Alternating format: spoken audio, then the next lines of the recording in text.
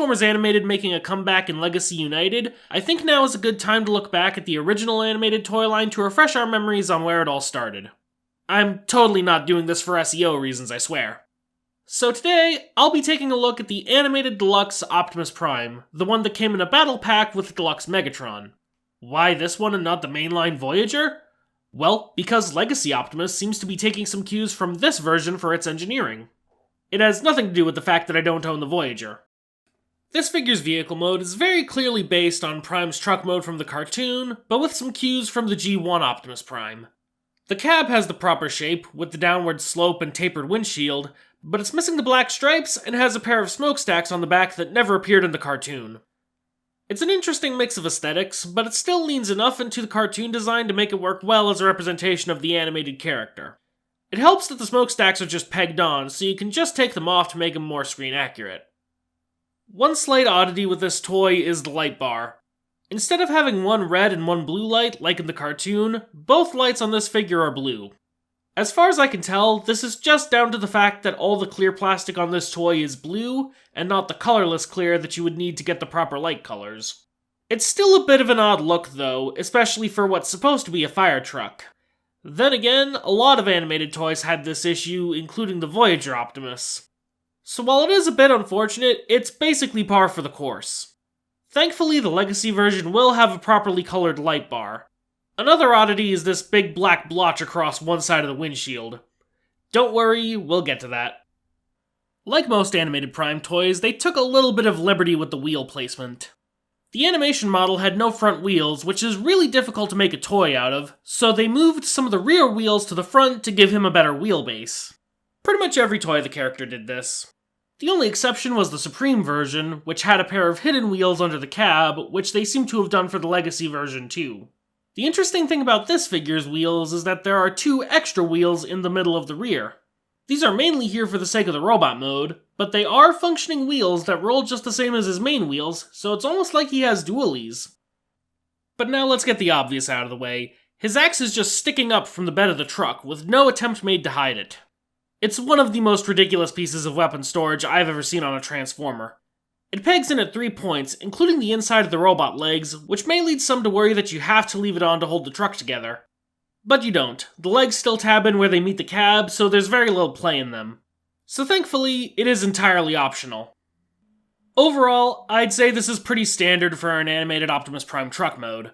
It has its oddities, but by and large, there's not much different about this truck compared to the Voyager. In fact, if you're willing to deal with some random smokestacks and an axe lying around, then the two are virtually identical. The first step in transforming this toy is, of course, to remove the axe. There are 2 pegs that connect to the insides of the legs and one that connects to the waist, so it can take some finagling. Once that's out of the way, the figure quickly reveals its heritage. It's a modified reskin of the Cybertron mode Optimus Prime. Just like that figure, the entire midsection extends out from the back of the truck and swings down on a double hinge. Meanwhile, the front windshield pivots down to form the chest, while the rest of the cab splits in half and swings down to form the arms. The biggest deviation is the light bar, which holds the cab together really securely, to the point where it can be hard to split it back up when turning to robot mode. My advice is to not be too forceful when tabbing the windshield into place for truck mode, so it comes out more easily when transforming back. Once that's all undone, the light bar swings down and rests on his back. It's a very different transformation scheme for this Prime body, but it's hard to argue with the results. In robot mode, this figure has a very strong likeness to the animation model. Well, if you ignore the battle damage, that is. Because this figure was sold as part of a battle pack, Hasbro decided to add some battle damage paint apps. It's a very cartoonish design for battle damage, with crackling lines almost like lightning burns. It's definitely an interesting aesthetic, but it might not be to everyone's liking. Fortunately, Takara's release of this toy left the battle damage off, if that's what you prefer, but unfortunately that figure was a prize item for a store lottery, so it's super hard, if not impossible, to find. He also has a much more muted color palette compared to most animated Prime toys for some reason. Instead of his iconic fire engine red and bright blue, this figure seems to go for more of a brick red and navy blue tone. I guess this is supposed to fit the grittier tone of the battle, which I guess makes sense. But it does make him less eye-catching. Doesn't help that the yellow details on his hands and feet have been left out, despite the molding for them already being there. And unlike the battle damage, these colors were maintained for the Takara release, so there's really no alternative here. Paint job aside, the cartoon design shines through very strongly. If I had to nitpick, I could say that the chest windshield is a little small and there shouldn't be wheels in his shoulders. But that aside, he nails the silhouette from the front.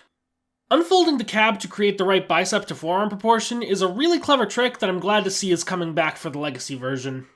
And I like how the legs are shaped to push the pelvis forward when standing in a natural stance. It really emphasizes the superhero stylings to the animated aesthetic. Looking closely at the head, it's a near-perfect recreation of Derek Wyatt's design. I like how his helmet sort of looks like a firefighting helmet to match his vehicle mode. This toy depicts him with his faceplate deployed, I guess to both match the battle scenario and to drive home the G1 homage. And while I find it odd that this was the default head they used for most animated Prime toys, rather than the open mouth design we saw more often in the animation, I think it works here. Being a reskin of the Cybertron mode Optimus Prime means he retains much of the same articulation.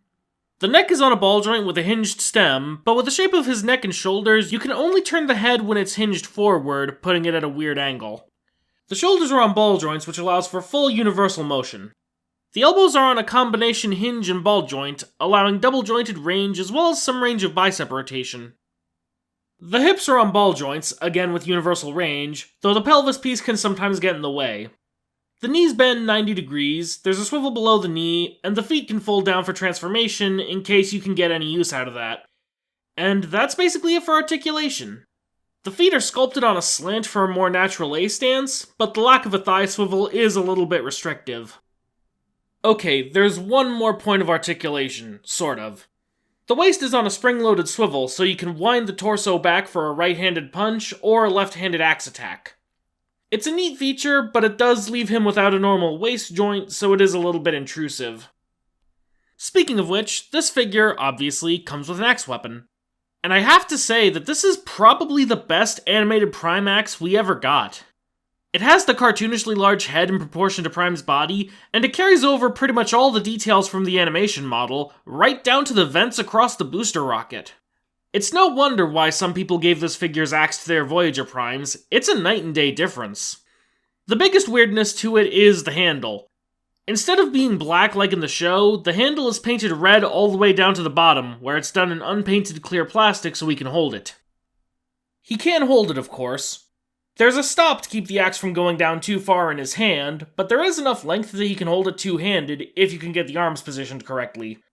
How well you can actually pose him with it depends on how tight the ball joints are. In my case, the joints are nice and tight in the forward direction and only a little loose side to side, so most one-handed poses work just fine. But between the short handle and the limited range of the arms, posing him holding it in two hands is much more limited. You can really only make it work with an overhead swing. As a deluxe-sized version of Optimus Prime, this figure does have some scaling issues. He's almost the exact same height as Black Arachnia, and even a hair shorter than Prowl, despite being significantly taller than them both in animation.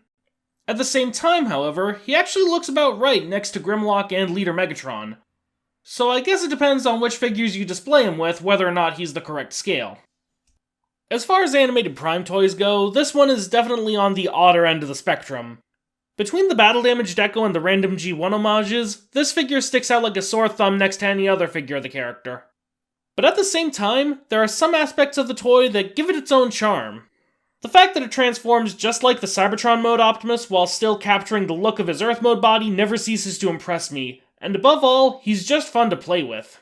Between the more intricate transformation and the sheer range of motion afforded by all of his ball joints, this is a hard figure for me to put down. Even the spring-loaded waist feature gets more mileage for me than I would like to admit. I am super happy that this is the design that the Legacy toy is drawing inspiration from, because this might just be one of the best animated Prime toys there is. At the very least, you don't have to wind him up to transform.